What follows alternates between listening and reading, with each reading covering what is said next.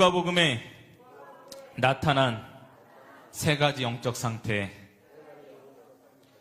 오늘 이 말씀으로 이어서 오늘 두 번째 시간입니다. 따라합니다. 6월절 다 아시죠? 뭐 교회 처음 나오신 분들은 아니면 다 알 겁니다.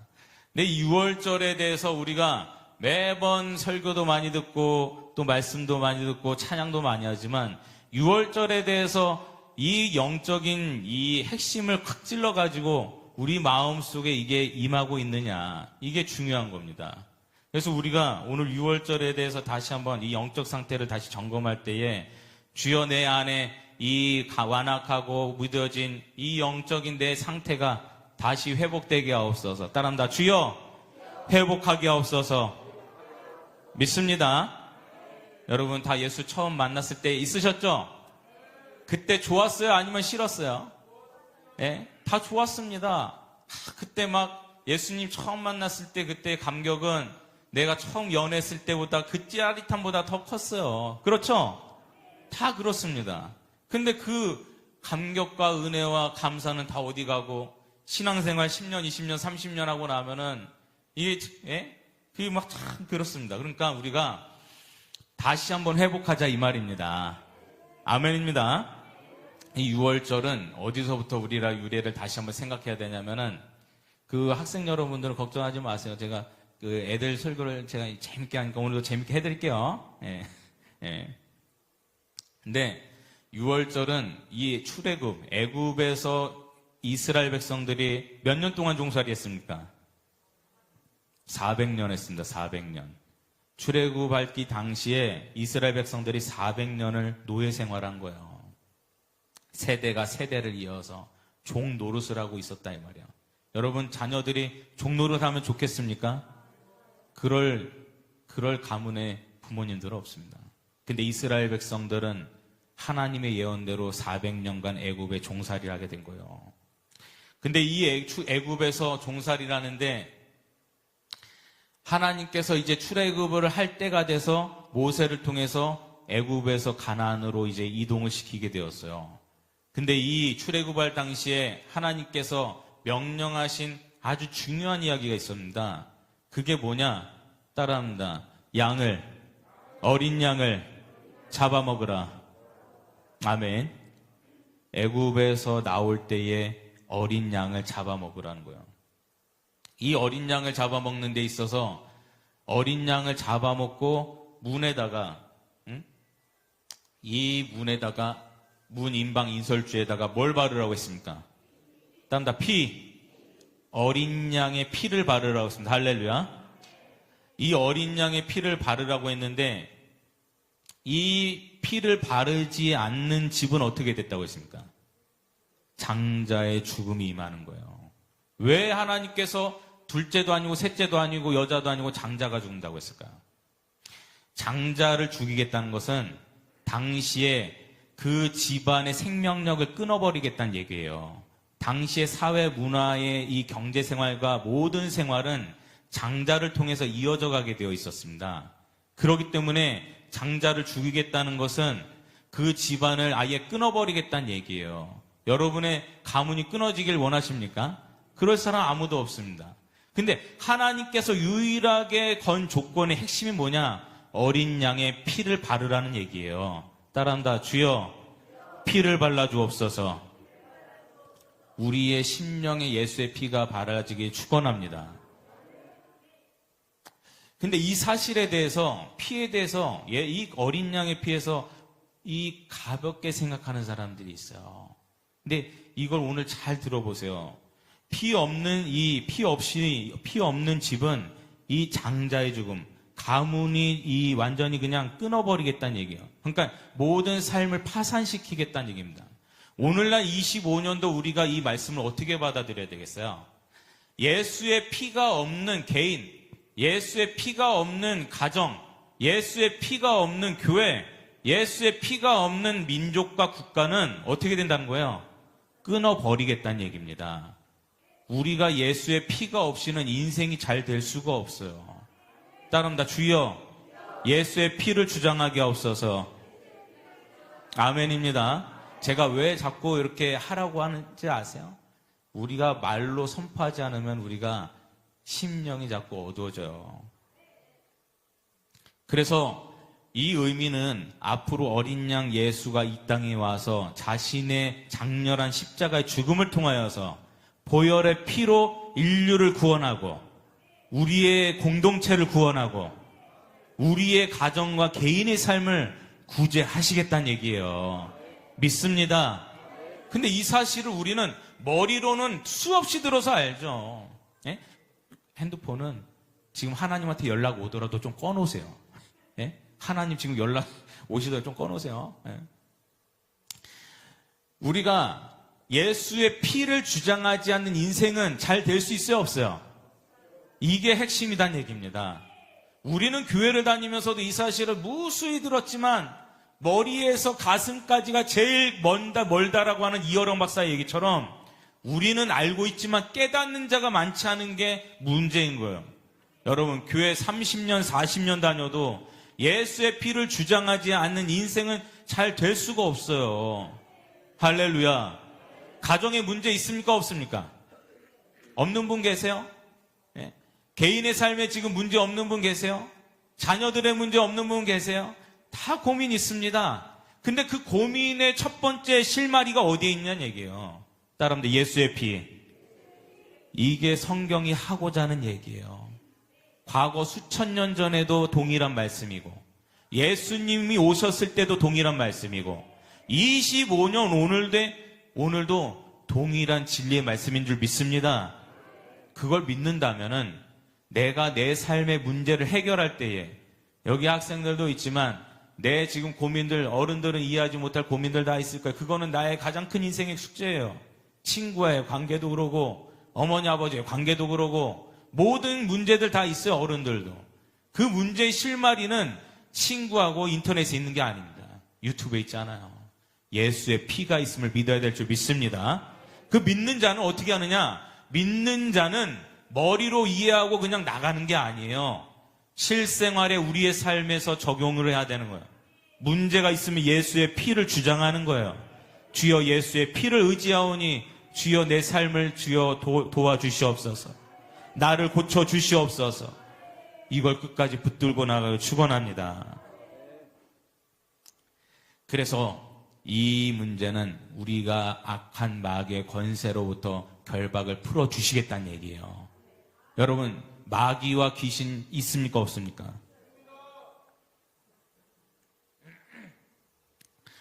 마귀와 귀신은 있어요. 저도 신방 가서 봤어요. 원로 목사님하고 신방 가서 보니까 귀신 들린 사람이 아주 눈에서 레이저를 쏠 것 같아. 근데 옛날에는 우리 목사님들이, 어르신들이 진짜 그 미친 귀신 들린 사람들을 고치고 많이 다니셨습니다. 근데 요즘 귀신들은 영악해졌어. 이게 선진국형 귀신은 또 따로 있어요. 예? 지금 브라질이나 아프리카 같은 데가 보면은 그냥 아예 이 드러난 귀신 미친 자들이 있어요. 그런 사람들은 안수해서 고치기도 합니다. 죽기도 한다는 얘기예요. 근데 선진국형 귀신들 어떻게 역사하는지 아세요? 이 귀신들은 그렇게 해서는 역사를 안 해요. 아주 정상인인 듯 미친 사람인 듯 아주 아리송하게 임합니다. 그러니까 우리가 이 귀신에 대해서 우리가 분별을 하고 영분별을 해서 보혈의 피를 주장하길 축원합니다. 평상시에는 드러나지 않아요. 예, 신림동의 칼부림 사건 보세요. 분당에서 차 밀고 다니는 그런 미친 정신 나간 사람들 보세요. 평상시에는 잘 안 드러나요. 근데 어떤 결정적인 문제가 생기면은 귀신이 숨어 잠재있던 이 영이 확 드러나게 되는 거예요. 여러분, 우리의 모든 정신과 마음의 문제는 보혈의 피를 의지하여서 고침받기를 축원합니다. 할렐루야. 다음 예수의 피를 주장하자. 우리 찬양 한번 해요. 예수 십자가 열린 피로서 우리 박수 치면 찬양.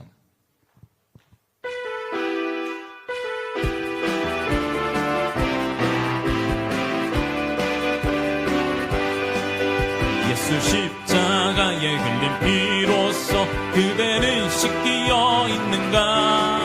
더러운 죄 희게 하는 능력을 그대는 참으지 않은가. 예수의 보혈로 그대는 씻기어 있는가.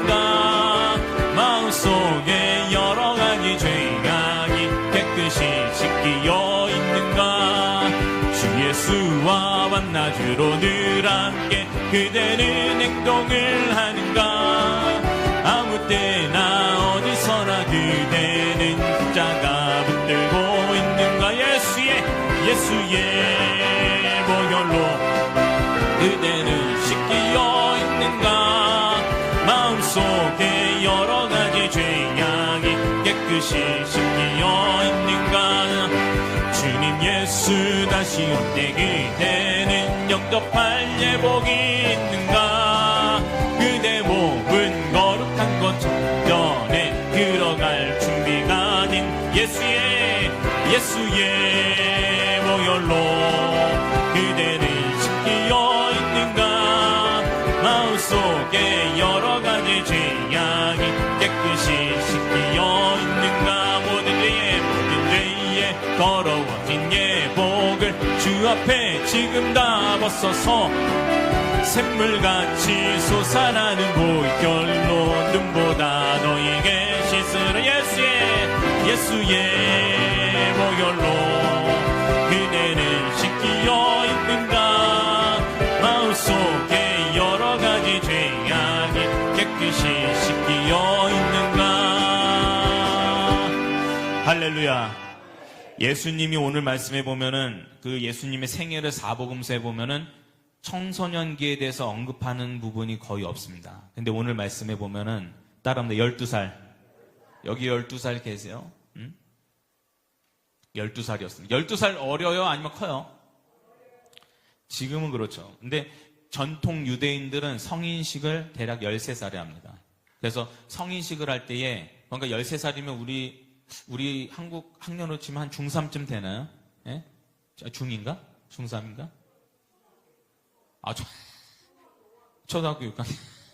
예, 죄송합니다. 아침에 정신을 못 차려서. 아무튼 그 정도 나이인 거예요. 13살이면. 그러니까 상당히 어리죠. 근데 유대인들은, 지금도 전통 유대인들은 13살에 성인식을 하면은 어른들이 지창금을 가져와요. 마치 결혼식에 축의금 내듯이. 그래서 아이의 미래를 위해서 쓰라고. 그 지창금을 가지고 뭘 하느냐? 아이가 적정한 나이가 되면은 그러니까 유대인들이 세계 경제, 문화, 과학 모든 분야를 선도하는 이유가 있는 거예요. 미국의 전 세계를 주무르는 JP 모건, 블랙락 이러한 거대한 금융사의 수장이 유대인들인 이유가 있는 거예요. 왜 그러느냐? 유대인들은 이 가정에서 처음에 이 13살, 4살까지는 철저하게 부모 밑에서 성경을 가르칩니다. 배웁니다. 그리고 나서 학교를 바로 지나가는 게 아니라 그 다음에는 전 세계를 다니면서 배낭여행을 하는 거예요. 세계 문물을 배우고 세계 곳곳에 다니면서 많은 것들을 보고 배운다 이 말이에요. 그러면서 세상과 성경에 대해서 깊이 조회를 어려서부터 쌓게 되어 있어요. 아무튼 저는 우리 교회 청소년들은 제가 비전 트립을 나중에 데리고 가려고 그러는데, 제가 그 예전에 세계 일주 1년 동안 다니고 다닌 거 아시죠? 예? 아시죠? 예, 2명만 아나 봐. 예. 그래서 저는 우리 이 학생들이 좀 넓은 세상을 봐야 된다고 생각해요. 할렐루야. 그래서 대한민국이 얼마나 좋은 나라인지, 그리고 복음이 있는 나라와 없는 나라의 차이가 뭔지 이걸 깨달아야 됩니다. 할렐루야. 그래서 예수님이 12살 나이에 돼서 이스라엘 이 유대인들의 전통의 관례 중에 하나가 뭐냐? 12살이 되면 첫 번째로 유월절을 지내러 가야 돼요. 어디로 가느냐? 예루살렘을 향해서 갑니다. 예루살렘을 향해서. 그래서 마리아, 요셉, 어머니, 아버지와 함께 오늘 첫 번째로, 이제는 생애 첫 번째로 12살에 유대인 명절 유월절을 지내러 예루살렘으로 올라가는 거예요. 유월절에 이렇게 이 예루살렘에서 유월절을 지내고 오늘 장면은 다시 집으로 복귀하는 장면이에요. 가는데 마리아하고 요셉하고 막 집에 가면서 명절에 말이에요. 여러분 명절 되면은 뭐 합니까? 잔치합니다. 밥도 먹고 고기도 먹고 또 전도 먹고. 그러면은 또 뭘 좀 먹어야 돼요. 전도 먹으면은 서견 집사님 전 먹으면 또 뭐가 먹고 싶어요? 아니 소주가 먹고 싶고. 소주 먹으면 또 제가 우리나라 지금 대부분의 명절에 행하는 의식을 제가 얘기하는 거예요. 저녁에 소주 한 잔 먹으면 또 어디 가고 싶어요? 노래방 가고 싶고. 노래방 갔다 오면 좀 이렇게 아쉬우니까 또 집에 와서 밤늦게까지 이제 동양화 그림 치면서 예? 그것도 하고 예? 그러잖아요.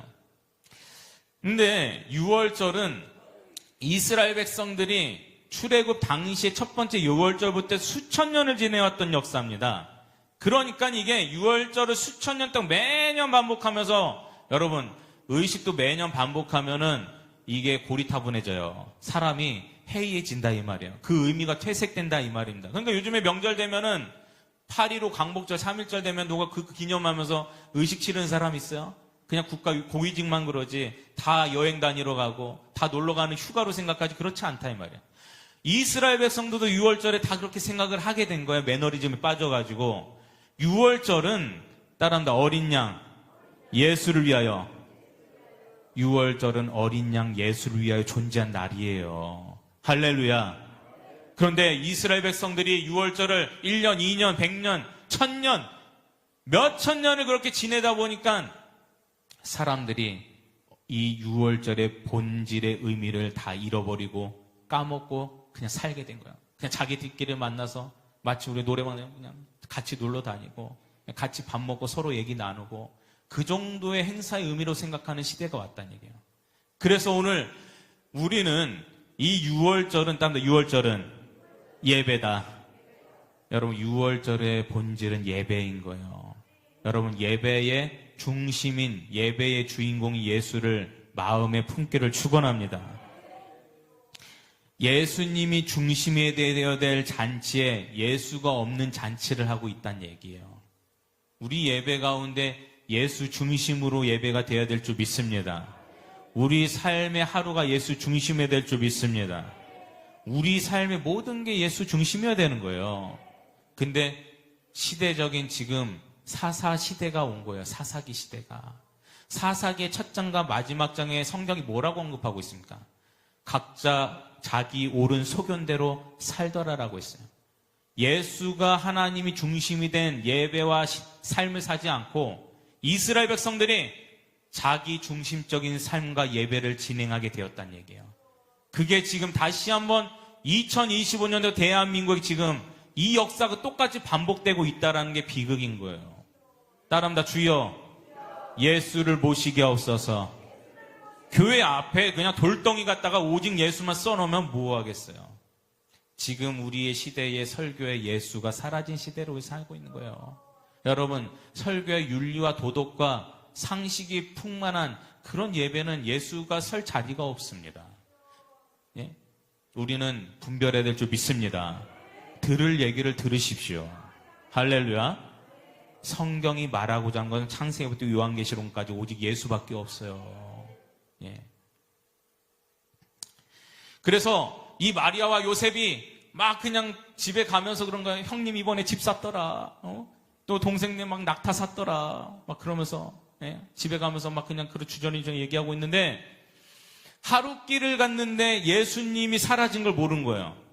하룻길을 그렇게 갔다 이 말이에요. 왜 그렇게 될 수밖에 없냐면 민족의 대이동이다 보니까 친인척들이 얼마나 많습니까? 당시에는 대가족 제도니까. 예수님이 당연히 12살인데 저기 조카가 내 삼촌이 알아서 잘 돌보겠거니 하면서 마리아와 요셉은 신경도 쓰지 않고 그냥 간 거예요. 근데 가다 보니까 하룻길을 갔는데 성경에 보니까 하룻길을 갔는데 예수님이 사라진 걸 그때 한 거예요. 여러분 예수님이 우리의 심령에서 사라지지 않길 축원합니다. 성경이 말하는 걸 잘 보셔야 돼요. 우리가 언제 어디서 예수를 떠났는지를 우리는 분별해야 된다는 거예요. 요한계시록 1장, 2장, 3장에 보면 소아시아 7교회에 대한 하는 얘기들이 있어요. 에베소 교회 하신 얘기가 뭡니까? 너희들이 어디에서 첫사랑을 버렸는지 깨달아 보라. 첫사랑을 회복하길 축원합니다. 여러분 첫사랑 잃어버린 분 계세요? 예? 그냥 마음속으로 손드세요. 첫사랑 회복하시길 축원합니다.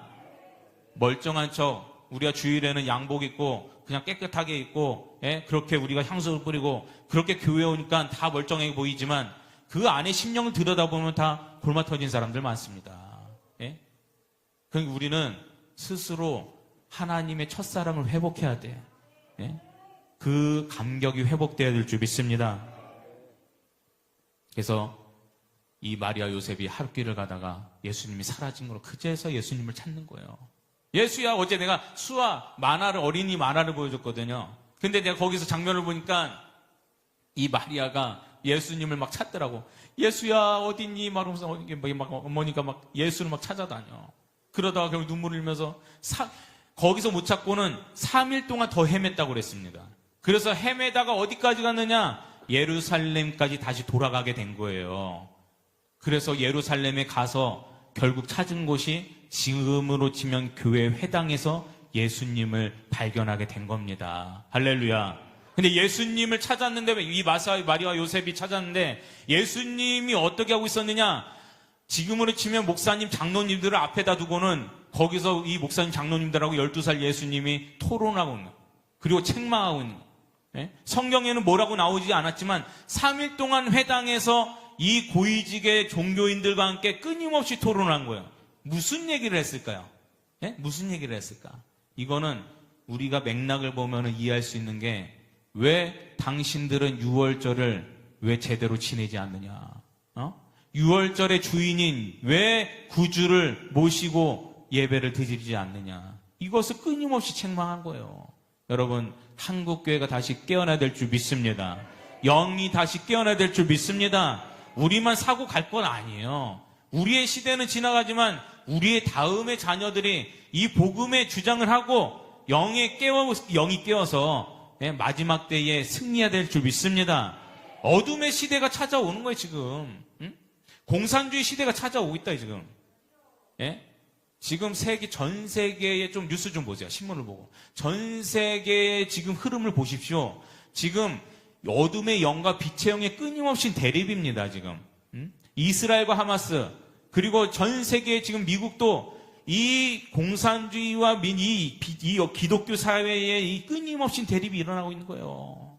깨어나야 될 줄 믿습니다. 정치적인 이념의 논리가 아니에요. 마귀는 정치의 옷을 입고 우리를 끊임없이 미워하는 거예요. 그래서 예수님이 회당에서, 교회에서 막 유월절에 대해서 전파하는, 유월절의 중심이 뭐냐? 유월절을 가장 잘 드리는 게 뭐냐? 예배를 어린 양 예수를 중심으로 드려야 될 줄 믿습니다. 근데 어머니 아버지가 그걸 모르는 거예요. 여러분, 마리아가 누굽니까? 마리아는 우리가 성경에서도 보고 만화도 보고 뮤지컬로도 보고 다 봤지만, 마리아는 예수님의 어머니로서 이미 천사가 눈을 시퍼렇게 딱 뜬 상태에서 잠잠 상태도 아니에요. 그냥 마리아에게 천사가 찾아와서 성령으로 그에게 기적을 얘기했어요. 너의 뱃속에 예수가 임할 것이다. 너는 남자와 자지 않고 너는 임신할 것이다. 할렐루야. 여러분, 이게 말이나 됩니까, 이게? 상식으로 이해가 돼야 안 돼요? 이거 있을 수 없는 일이에요. 지금도 성령으로 임신한 사람 있어요? 그건 예수님이 유일한 사람이에요. 전무후무한 일이다, 이 말이에요. 그런 역사를 인류 역사의 모든 역사에서 딱 한 사람 마리아만 경험하게 된 거예요. 얼마나 큰 일입니까?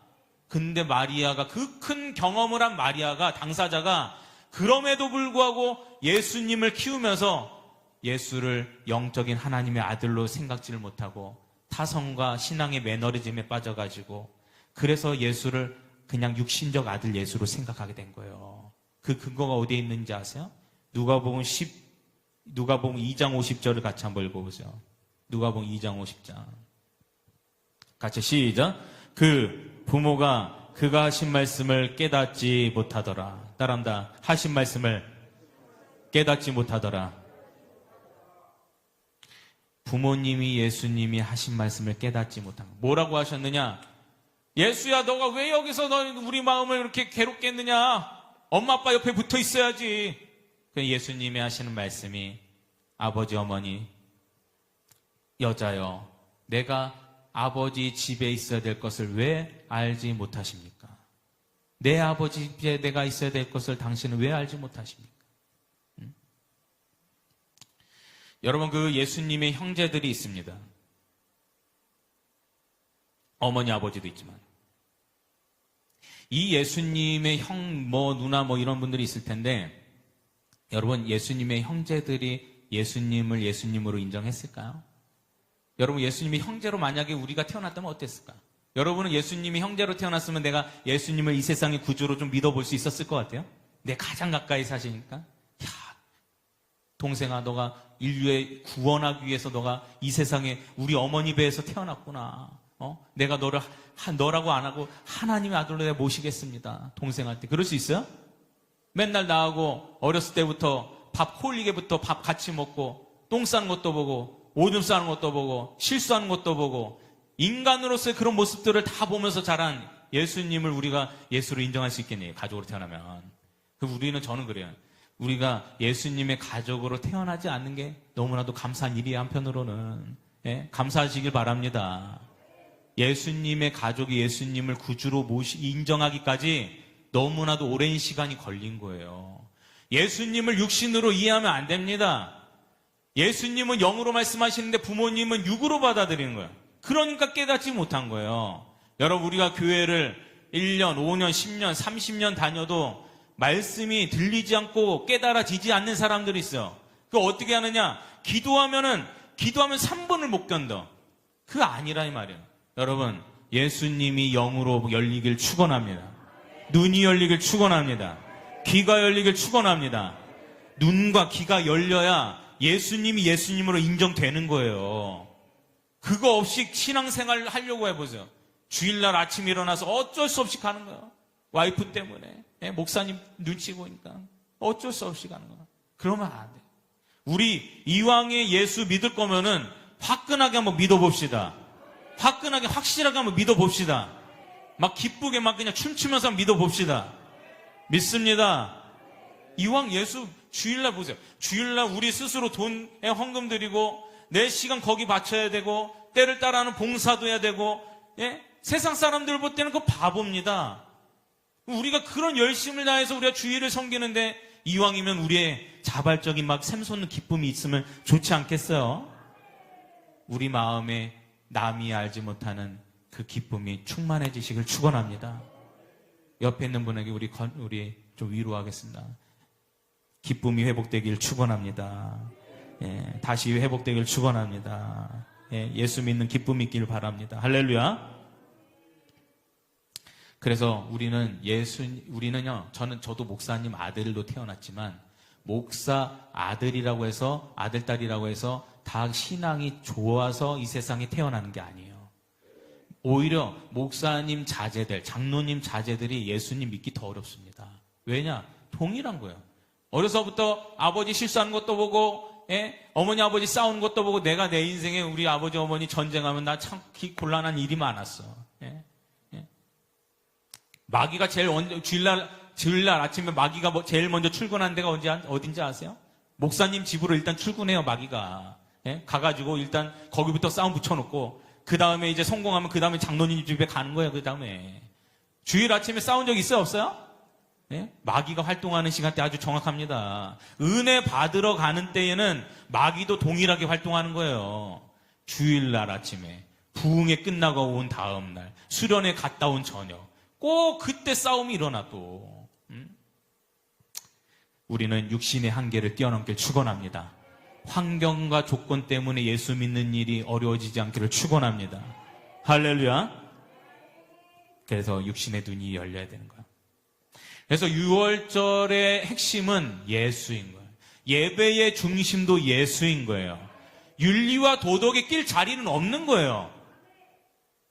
이거 정확히 깨달아줘야 됩니다.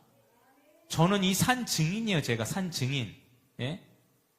제 이전의 과거와 지금 현재를 여러분이 잘 아시니까 깨달을 줄 믿습니다. 윤리와 도덕의 강대상에서 낄 자리는 없다 이 말이에요. 그러면 막사르냐 이냐, 그런 유치한 질문 우리가 하지 맙시다. 예수 믿고 성령 받으면 윤리와 도덕을 뛰어넘는 거예요. 뭐 하려고 그런 유치한 질문 합니까? 예? 우리가 그 당연한 얘기잖아요. 성경은 창세기부터 요한계시록 이르기까지 착하게 살아라, 뭐 어떻게 살아라, 그런 본질적인 얘기를 한 적이 없어요. 다 예수 얘기입니다. 예수 얘기. 예수를 모시면 우리 삶에 구부러진 것들이 다 회복이 된다는 얘기예요. 그게 성경의 이야기입니다. 그러므로 여러분, 우리가 예수님은 이 진리를 선포하는 데 있어서 이 6월절 회당에서 말이야, 아까 얘기했던 대로 장로님들, 목사님들을 앞에 두고 막 토론하고 격렬하게 설교를 하는데 사람들의 눈치를 보지를 않는 거예요. 사람들의 눈치를 보지 않고 진리를 선포하는데 담대하는 거예요. 예? 그들의 평가에는 신경 쓰지 않는 거예요. 목사는요, 목사라는 것은, 예? 목사님이라는 것은 이게 칠목, 그러니까 양들을 친다. 목양을 한다. 성도님들을 목양을 한다는 칠목. 그리고 스승삽니다. 그러니까 양들을 가르치고 이끄는 선생님이란 얘기예요. 그러나 저는 이렇게 봐야 된다고 생각해. 목사는 양들을 위해서 가르치고 이끄는 선생님이지만 사자를 스승사로 쓰고 저는 죽을 사로 읽어야 된다고 생각해. 양들을 위해서 죽고, 교회를 위해서 죽고, 나라와 민족이 위기가 오면 죽고, 그게 미랄 정신인 거예요. 근데 이 교회의, 지금의 한국교회의 이런 정신은 다 어디로 도망갔냐는 얘기죠. 3.1운동과 8.15 강복절에 제일 먼저 자신의 생명을 걸고 앞장서서 자신의 생명을 건 사람들이 기독교인들이었습니다. 이게 전 세계의 역사예요.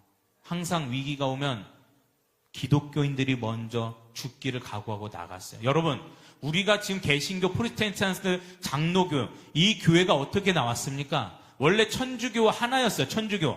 천주교가 부패하고 하나님을 왜곡했기 때문에 종교개혁가들이 자신의 목숨을 피 흘림을 바쳐서 지금의 교회가 태어난 거예요. 할렐루야. 그들이 죽지 않았으면 우리는 다 지금도 천주교 신부 앞에서 저기 공식으로 전 세계가 공인한 이단, 천주교 교황 앞에서 지금 무릎 꿇고 예배해야 돼요. 왜 이단입니까? 천주교의 교리는 첫 번째, 교황은 오류가 없다라는 게 천주교의 교리예요. 알고 계세요? 그러니까 이단인 거예요. 공식적으로 공인된. 그게 천주교입니다. 교황이 오늘은 해석을 이렇게 했더라도 성경을 이거는 동성애가 맞는 것 같은데 그러면 그 사람의 입장에 의해서 이 천주교의 이 진리는 동성애를 수용하는 쪽으로 성경이 해석이 되는 거예요. 그게 교황 무호설입니다. 예? 깨닫길 축원합니다. 천주교 보면은 자금이 별로 없어 보이고 보면 이미지가 아주 고상하고 엘레강스하고 되게 품격 있어 보이죠. 그러니까 본질이 보여야 되는 거예요. 그들이 뭘 가르치는지, 그들이 뭘 진리로 생각하는지. 우리는 주만 바라봐야 될 줄 믿습니다. 여러분, 이 찬양 우리 마음을 담아 찬양해 보세요. 주만 바라볼지라고 찬양해 봐요.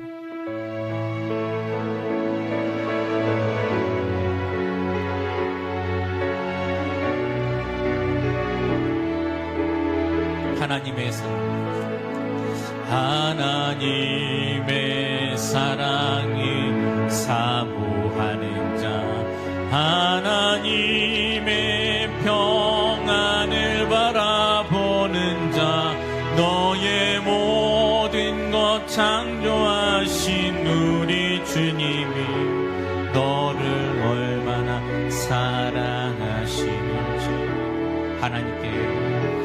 하나님께 찬양과 경배하는 자, 하나님의 선하심을 닮아가는 자, 너의 모든 것 창조하신 우리 주님이 너를 자녀 삼으셨네.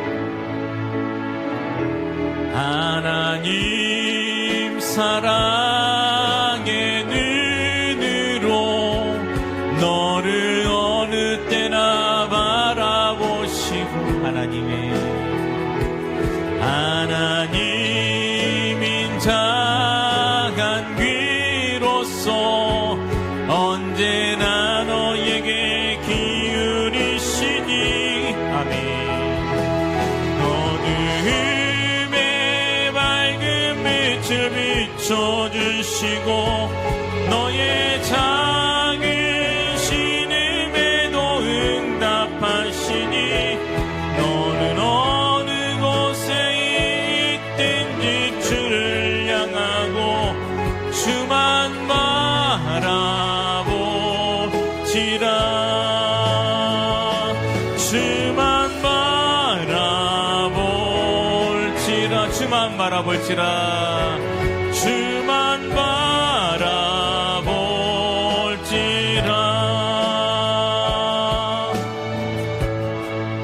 주만 바라보는 저와 여러분 되기를 축원합니다. 성경을 우리가 분별해야 된다. 그런데 마지막으로 우리가 그러면은 이 6월절 중심이 되시는 예수 중심으로 우리가 예배가 드려지려면 어떻게 해야 되느냐. 이걸 우리가 마지막으로 논하고 마칠 텐데, 이것은 따라합니다. 예수의 피, 예수의 살, 피와 살이 우리의 입술에서 주장되어야 될 줄 믿습니다. 이게 피와 살을 주장하는 게 지금 21세기 예수님 오신 이후로 어떻게 증명이 됐느냐. 이게 성찬식입니다. 성찬식. 여러분은 성찬식 할 때 떡과 잔을 받으면서 이것은 예수님의 살이요, 이것은 예수님의 피라고 그렇게 많이 들으셨죠. 성찬식이 예배의 중심인 거예요. 삶의 중심인 거예요. 그것을 우리 삶에 계속해서 주장하라고 성찬식을 우리에게 보여주신 거예요. 할렐루야. 성찬식 오면은 오늘 떡하고 포도주 한 잔 마시겠구나 그 생각하지 말고 제발 좀 성찬식 할 때 눈물 좀 흘려봐요. 응? 우리가 다 죄인이고 또 잘못한 일도 많습니다. 그러나 우리가 예배를 드릴 때에 특히 분기별로 성찬식 할 때에는 우리가 진정한 예수님 앞에 이 고백하는 마음으로 이 피와 살을 좀 주님 앞에 감사함으로 받기를 축원합니다. 여러분 생각 좀 해보세요. 날 위해서 누군가 목숨을 바쳐서 날 살려줬다면 여러분 그 사람을 1년 365일 잊을 수 있습니까? 여러분 생각해보세요. 저 일본에 누구였더라? 이름 제가 까먹었는데 일본의 의인으로 지금 매년 추모 받는 한국인 있죠? 그 지하철에서 일본에서 지하철 일본인 그 떨어졌다가 그 건져내고 자기가 그 사망한 분, 예? 살리고, 일본인 살리고, 자기가 지하철에서 애 살리고, 자기가 자기는 못 나오고 지하철에서 깔려 죽었잖아요. 그 사람 매년마다 일본인들이 추모합니다. 우리가 나를 위해서 누군가 날 위해서 살리고 자기가 죽었다면은, 여러분, 날 위해서 그 사람이 날 살리고 죽었다면은, 우리가 그 사람을 365일 평생 그 사람을 잊을 수 있겠냐 이 말이에요. 잊을 수 있어요? 없어요? 없어요. 그거는 양심이 화인 맞은 사람입니다. 그 사람은. 예수님은 우리 한 사람 예수님은 그 사람 옆에 있는 집사람을 살리기 위해서 오신 게 아니라 나를 위해서 살리러 오신 거예요. 나를 위해서 죽었다 이 말이에요. 여러분 제가 삶의 간증이 있잖아요. 제 아버지를 살리려고 제가 간이식을, 예? 제가 죽음을 각오하고 제가 간이식을 하려고, 예? 그 간증 다 아시지 않습니까? 누군가를 위해서 헌신해가지고 목숨을 바쳐서 죽었다면은 그 사람이 어떻게 그것을 잊겠냐 이 말이에요. 예수님이 여러분의 눈에 보이지 않는다고 해서 오늘은 예수님 없이도 너무 행복해. 야, 오늘 목돈 들어왔다. 예수님 없이 난 오늘도 행복해. 여러분, 예수님이 눈에 보이지 않더라도 예수님이 날 위해서 죽은 사실을 믿는 사람은 눈에 보이든 보이지 않든 매일 주님의 살과 피를 감사하며 사는 사람일 줄 믿습니다. 우리 삶에 다시 예수님이 내 안에, 따라합니다.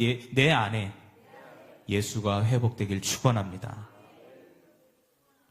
여러분, 예수의 피를 자랑하는 리더, 잘 보세요. 마지막입니다. 잘 들어보세요. 오늘 말씀 중요해요. 예수의 피를 주장하는 목사님, 예수의 피를 주장하는 부모님, 예수의 피를 주장하는 교회, 예수의 피를 주장하는 직장과 사업장, 예수의 피를 주장하는 민족과 나라. 할렐루야.